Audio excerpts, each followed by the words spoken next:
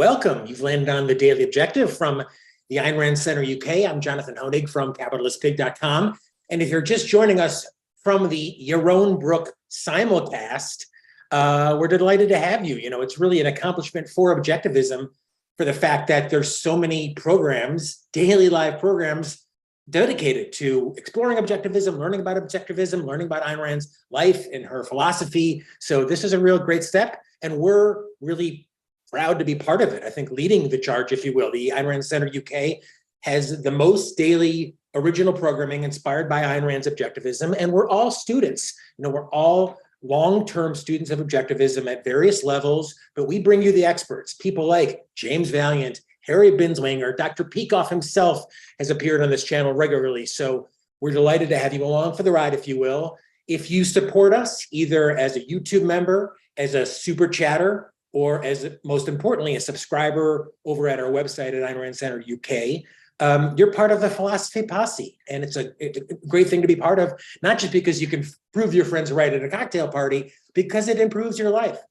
That's what the purpose of philosophy is, for living on Earth. So thank you for being part of our journey. And we've got a great presentation for you today, as always inspired by Ayn Rand's objectivism. And if you value it as you listen to it, and you know, we have so many listeners in real time, but we have so many people who listen after the fact, either on YouTube or on the various podcast apps. And we appreciate that. We appreciate you sharing the show as well. But if you value what we're putting out, put some shekels in our can, if you will.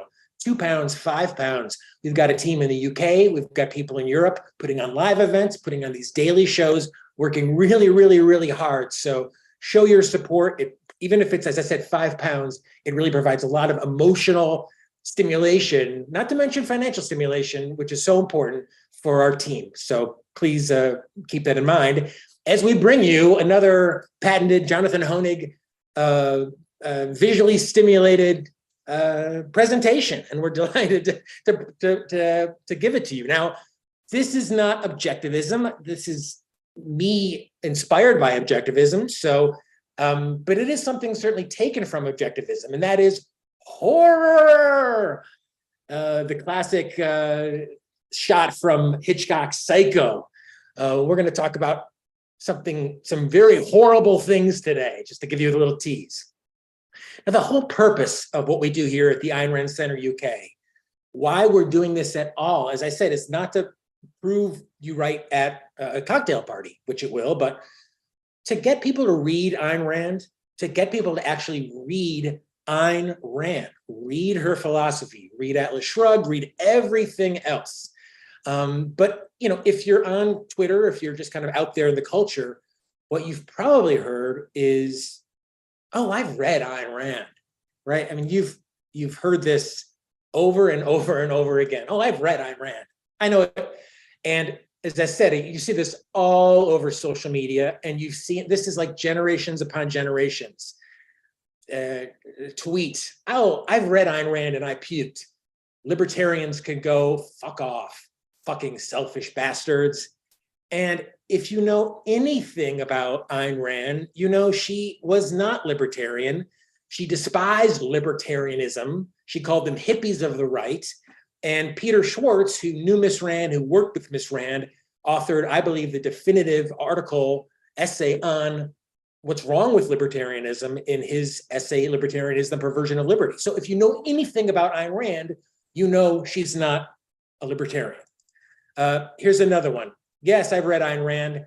It's an interesting thought exercise, but as I've gotten older, I see it now as ultimately selfish and self-defeating." And what's so funny about this is, like, this is the same, you know, every generation over and over again, this is the same tired, straw man, empty arguments. In fact, if that sounds familiar, it's because that's what President Obama said back literally 10 years ago. He was asked by Rolling Stone if he had ever read Ayn Rand, and he said, quoting out from Obama, "Ayn Rand is one of those things that a lot of us, when we're 17 or 18 and feeling misunderstood, we pick up. Then as we get older, we realize, you know, a world we're only thinking about ourselves." Again, the straw man, but you know, it's repeated. You know, it's the new generation picks it all up. Obama, again, that vision of a you're on your own society has consumed a big chunk of the Republican Party. I mean, on some level, I think, it's a straw man. Of course, objectivism is not you're on your own society, but I do wish it had, objectivism had infected any part of the Republican Party as, Obama was, trying to press like that. So when you hear, oh, I've read objectivism, I've read Ayn Rand, I know, again, objectivism, people by and large haven't and don't get it at all. And again, if you've been involved with the movement at all, you see this over and over and over again. People say, Ayn Rand, I get it, I know what that is. And I always have to chuckle because I feel like I've been studying this shit for 20 years, and I'm still learning. There's still things I haven't read before, and we're going to get into some of those today. But roll your eyes at anyone who says, I get objectivism, because even some of the great minds we have in this channel, like Dr. Binswanger, is still discovering things, he's still making new philosophic achievements. And we are all doing the same in our own lives in terms of application and understanding. So roll your eyes at anyone. And here's another example of just that ignorance. This was after the stimulus, government stimulus. Wait, I've read Ayn Rand's novels. It seems hilariously ironic that the ARI is accepting money from the government. Where is John Galt when you need him? I mean, oh, this is somebody I'm sure who, with his friends, says, oh yes, I've read Ayn Rand. I know Ayn Rand. But if you've actually read Ayn Rand, you've read her essay on the question of scholarships, which is published in 1966. And that's why I just, I roll my eyes, because we're still answering the straw men of literally effing 50, 60 years ago. And, Ms. Rand wrote that the recipient of a public scholarship is morally justified only so long as he regards it as restitution and opposes all forms of welfare statism. Those who advocate public scholarships have no right to them. Those who oppose them have. And of course, few institutions, I think if any, advocate for the abolition of all forms of welfare statism, like the Ayn Rand Institute and I believe the Ayn Rand Center UK. So we didn't, at the Ayn Rand Center UK, there was no stimulus to us, but we're always fighting against it, as is the Ayn Rand Institute. So people who say, oh, how hypocritical it was, even some so-called objectivists don't, in my opinion, understand objectivism. And this is probably the gilding the lily, if you will, in terms of ignorance, but in response to a straw man false association by Robert Reich, who said, few thinkers have had a more profound influence on conservative ideology than Ayn Rand, which is so untrue. I mean, it's just profoundly untrue. And look at my Fox Business interview about that topic with Charles Payne from a few years ago. But the response is, as I said, it's just the kind of icing on the cake view. Well, I've read Ayn Rand. The words cruel, selfish, hypocritical narcissist come to mind. Like Mein Kampf, her work promotes a whining ideology of hate. And is that the Ayn Rand, even if you're just starting out, that you've understood a whine? Is that what we do here? A whining ideology of hate? It's not at all. But the irony is, where have you heard that? Like Mein Kampf? Well, that is straight out of Whittaker Chambers' infamous 1957 review, shitting all over Atlas Shrugged. Quote, from almost any page of Atlas Shrugged, a voice could be heard from painful necessity commanding to a gas chamber go. I mean, absolute lunacy, in my opinion, detached from reality. And people who haven't read, certainly haven't understood Ayn Rand at all, over and over and over again. So what we're trying to do here is get you to read Ayn Rand. That is what we're doing. That's what I'm doing and learning every day. So that's our goal. And in fact, when you feel like maybe you've read all the novels, which is great. That's a big accomplishment. To read all the novels is and I think it's a great place to start. And I think the way the Institute lays it out, it's like start with Anthem if you're really young, if you have young kids or something, step up to Fountainhead, step up to Atlas, or just go for the nonfiction. I mean, whatever, but read Ayn Rand, not tweets about Ayn Rand. And if you feel like you've read everything, a great place to move on to is The Objectivist, which I have my very well-worn copy here.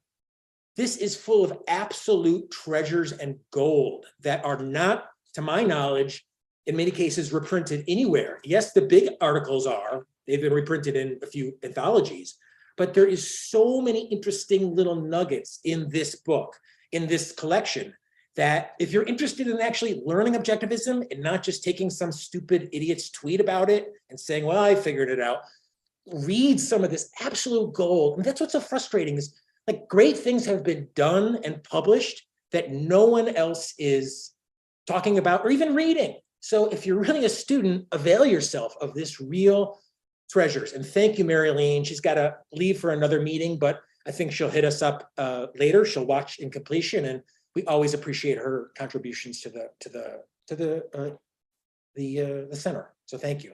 So pick up The Objectivist. And today, apropos of the horror, we're going to talk about one regular feature in The Objectivist was a series of excerpts, quote, from the horror file, which is a collection of quotations sent in by readers illustrating the horrific state of contemporary ideas and culture.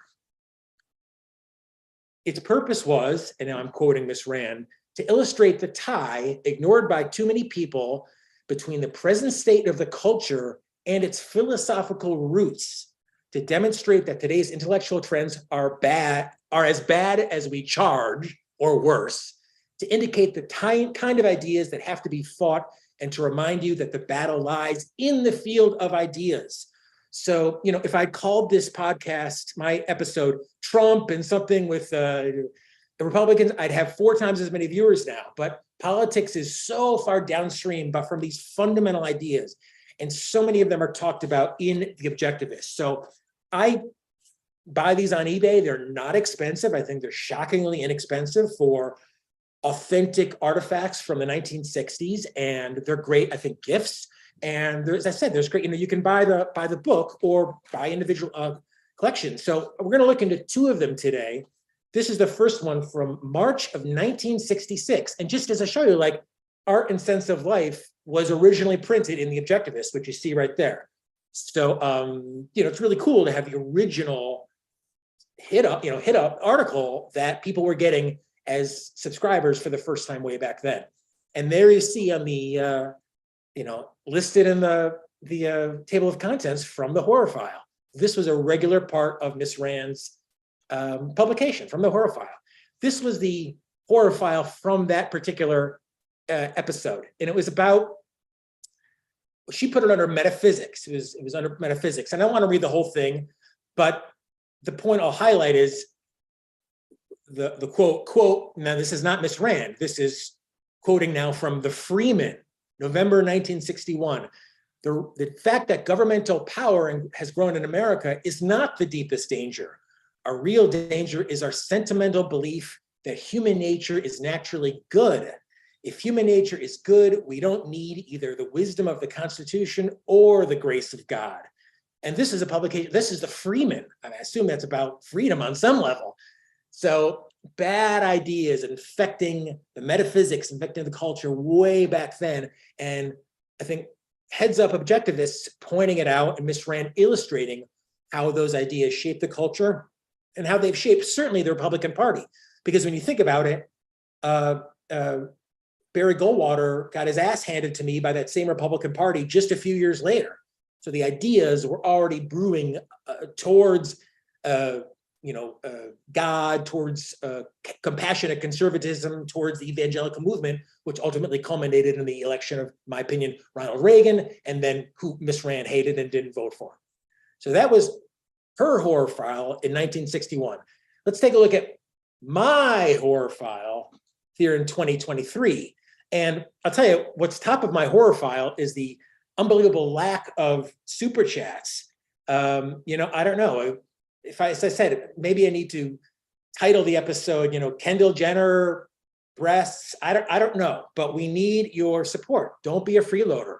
£2, £5. It really means a lot. We've got a team, as I said, in Europe putting on live events, out there advocating for your ideas. If you believe in these ideas on some level, we're advocating for them on your behalf. So show us a little love.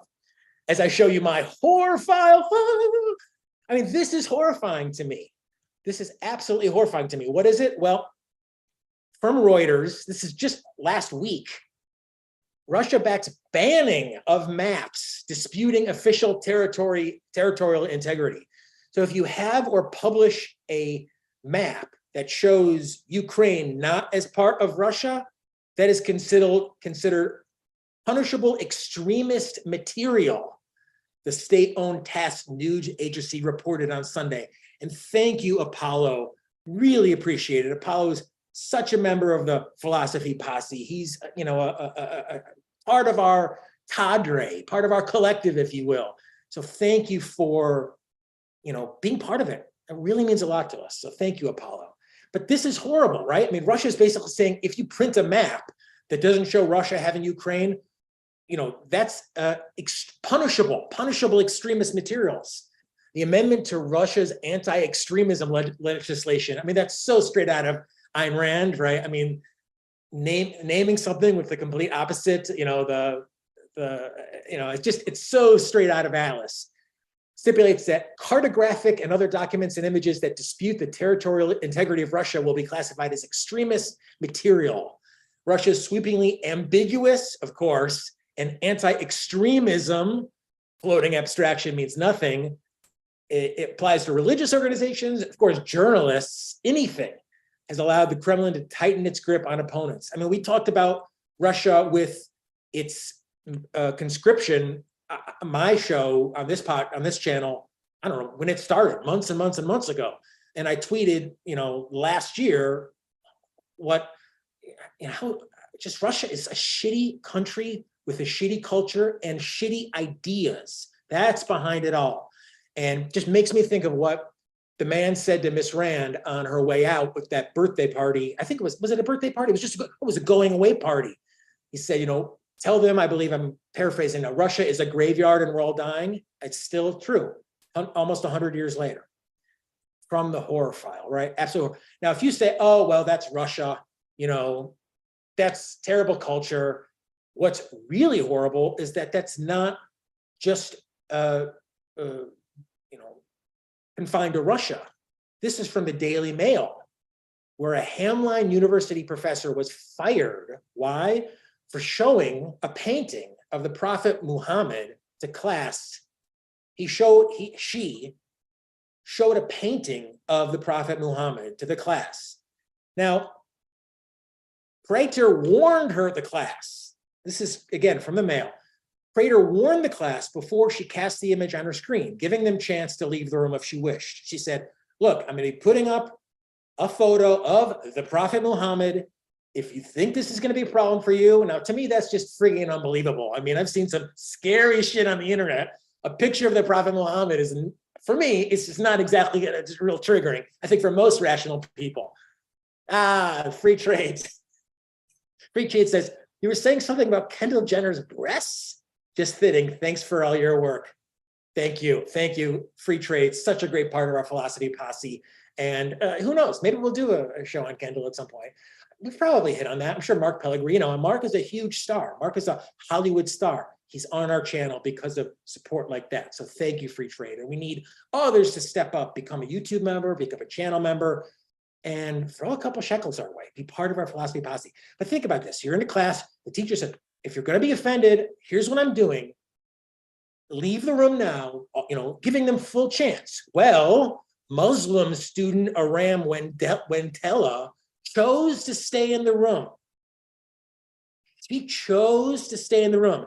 She says she was blindsided by the images that followed. She and the school's Muslim association, of course, complained to the school, and the teacher, Lopez Prater, was fired. The school has since called the incident Islamophobic. Now, if that isn't absolutely horrible, I mean, to me, that would be in my opinion, top of Ms. Rand's horror file and the objectivism, because it is horrible. I mean, first of all, just the idea that an image of anything, let alone the Prophet Muhammad, could cause someone so much distress is shocking. That, to me, is shocking. And the fact that you'd go out of your way to get somebody fired who went out of her way to give you every opportunity to leave, is just so friggin' fucking malignant. It's just so fucking evil. I just don't, and I don't understand that universities that abide by that. It's horrible. I'll give you one more. Now, this is from December 1969. What a year. I believe 1969, or was it 1968 when they walked on the moon? And that was such an amazing time. The 60s was just an amazing time. And of course, Miss Rand documented it all in The Objectivist, and so many interesting articles. I mean, look, this is Apollo and Dionysus, which, like, is a seminal article from Miss Rand that this is the original of it, that it's not that expensive to pick up on eBay or pick up the anthology. And there again, the horror file that was a regular part of her publication. And this was the horror file from December 1969, and it was on aesthetics. And it was an article, I believe, from the New York Times that went to review a recent piece of theater. And I'm not going to read the whole thing, but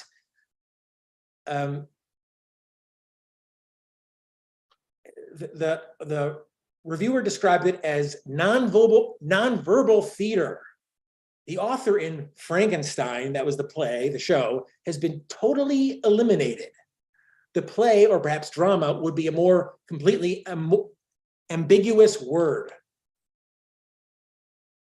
It is a, quote, carefully rehearsed improvisation, an exercise in dramatic collage of movement, noise. The actors may not have much to say, but they sure do grunt and wheeze a lot, and the intellectual debris of Western civilization. That was this show. Grunting, wheezing, improvisation, I consider that feces, basically. I just don't consider it artwork. But the New York Times said, the evening is at times repetitious, at times banal, and a little boring, you think? But overwhelming impression is of a new physical style of theater, raw, gutsy, and vital. That's, again, what the ideas were promulgating back in the 1960s, and look at so much of the theater that followed, and so much of the contemporary art that followed. In fact, on that issue of aesthetics, and thank you, Wes. Wes Stewart, such a generous contribution. And Wes is, I would say, a founding member of the Philosophy Posse. He's a student of objectivism. He knows a lot, but like me, he's still learning new things. And you're learning new things today. You're learning about the Objectivist. You're learning some of what Miss Rand identified as being in the horror file. And you're learning how to maybe apply some of those ideas and those critique and the understanding of the fundamentality of ideas to today's headlines. And that's what I think makes objectivism so fun, is learning about it from Miss Rand and then applying it to your life, applying it to the world. And here's my example from the horror file. And this is really friggin' sickly horrible. This is, I believe, from Art News or whatever this shit. French artist reimagines the world after climate change, and it's hauntingly beautiful. Now, I'm going to put out two things. A, this is now considered art. This is art. This is being celebrated as art. I'm sure this is selling for big money or being exhibited at fabulous museums. And you tell me if you think you describe this as hauntingly beautiful. There we see like dolphins or porpoises or something swim by. What is that? The Champs-Élysées, completely submerged underwater. Is that beautiful? It's horrible. Of course, it's like a horror movie. It's meant to shock you. Oh, climate change, hate mankind. Nature's going to take over. It's such pissing in the face of man. Yes, nihilistic free trade. How about this one? The Eiffel Tower in like a sand dune, all blown away and windswept. This is what, as an artist, this is what you want to depict. It's horrible. It's friggin' horrible. And again, I think, if Harry Binswanger does an awesome multimedia presentation with his Harry Binswanger list, but you have to imagine if the Objectivist had color photos these days or had a website, this would certainly be on it. That's why we're doing it, to point out how horrible this shit is. Eiffel Tower all decrepit. Here, of course, they got to get on America, right? Because America is the cause of everyone's problems. Here's the Empire State Building, completely gone. Oh, you see the steeple toppled. Got to show that it's gone from highest to on the ground now, all windswept. Sure, climate change, right? And then, again, icing on the cake in terms of bad, ugly ideas. There we see the Statue of Liberty, Lady Liberty, tarnished, all covered in rust, with water, a complete empty ocean up to her waist, midsection, big pieces missing on it. She's all friggin' hollowed out like a corpse. And there you have the American flag, all tattered. I mean, let's shit on America and let's shit on Western civilization. That's horrible. And, Daniel says, I guess that's their version of Atlantis. I mean, it's horrible. And it's based on the ideas that move the culture. Now, I'm going to give you one more because we always give you one more. It's like Steve Jobs used to say, one more thing from my horror file. And that, let's say, was aesthetics. And then Wonder Freeman says, wait, doesn't global warming make more water? Desert in Paris, really? I mean, the point is, we do this, we cover this extensively. We're the only ones who present the pro-man perspective of environmentalism. I can't go into it now, but it's illogical on its face, and all of his arguments are illogical. So we talked about aesthetics. Here's one from politics, truly horrible. Now, New Orleans is a southern, very large city here in the United States. And as of January 1st, soft drinks, soda pop is now barred from kids' menus in New Orleans restaurants. So if you have a kids deal, if you have a kids menu, you cannot sell a child a soft drink.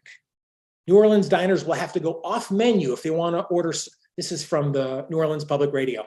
New Orleans diners will have to go off menu if they want to order soft drinks with kids' meals, according to an ordinance pitched by the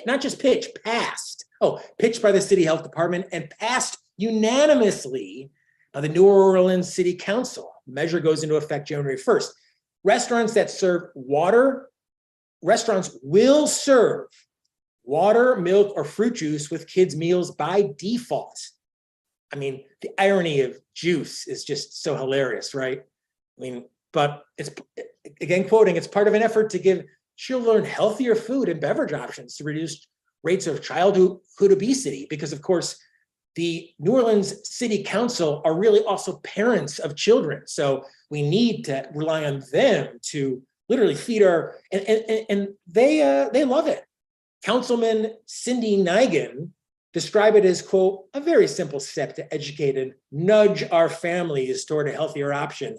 And I didn't throw up a graphic, but it's like nudge. Remember, it was a Cass Sunstein, nudge.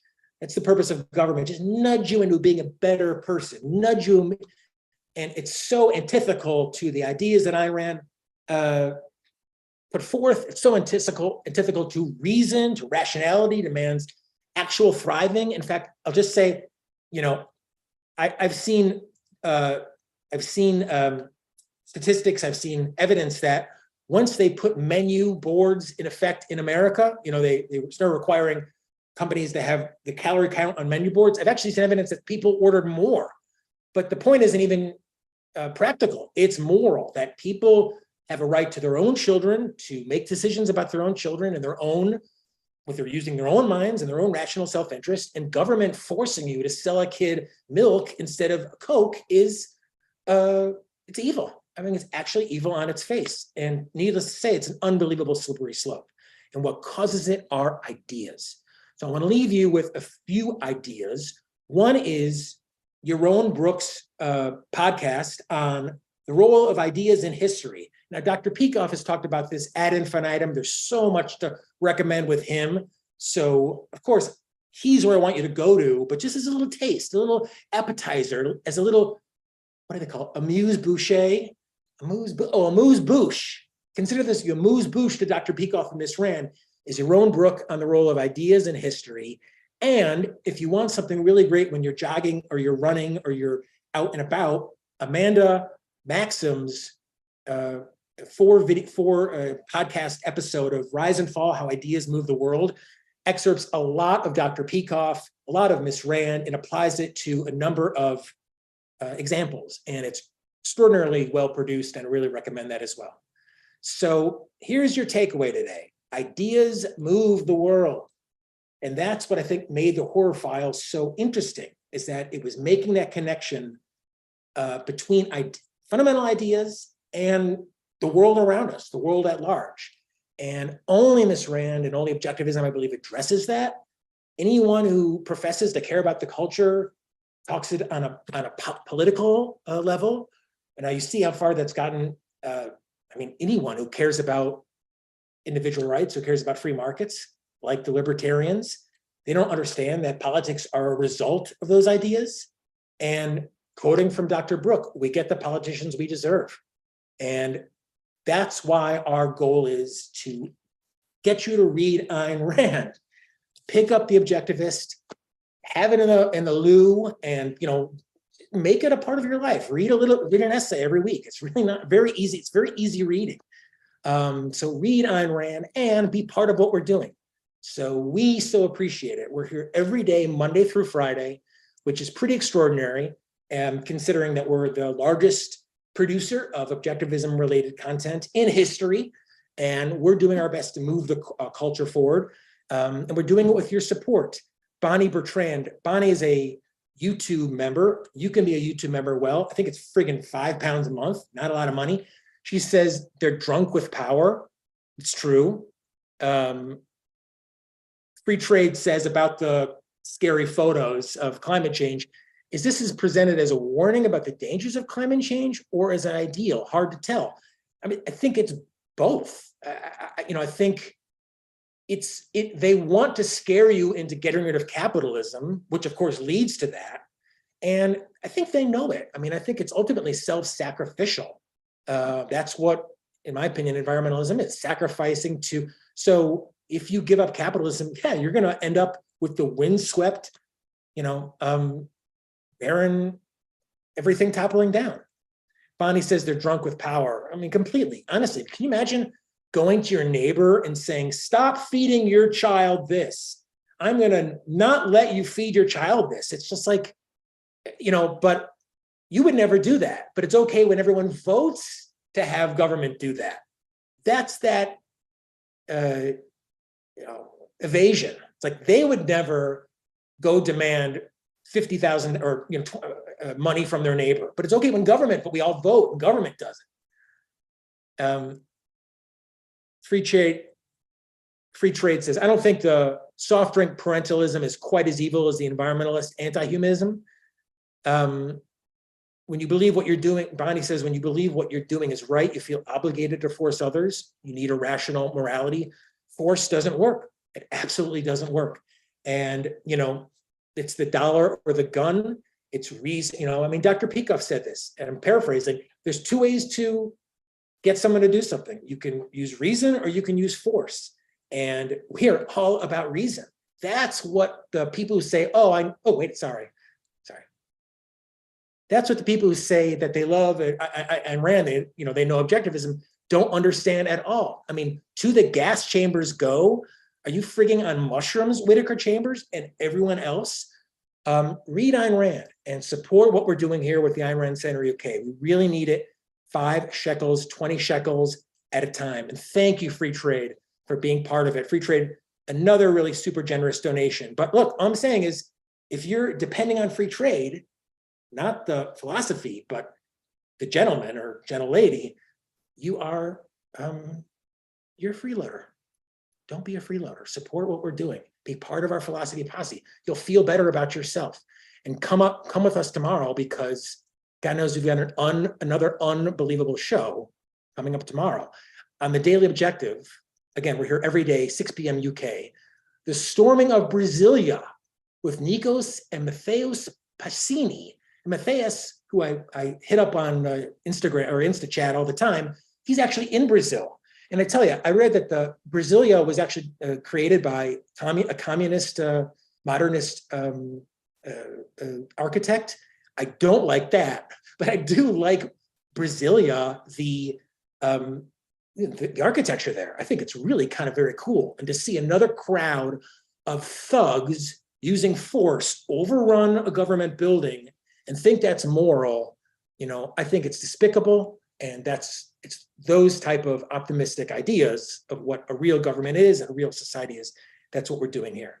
Thank you for being part of it. We'll see you tomorrow with Nikos, straight from Brazil, and more of the Daily Objective. Wishing you best premises.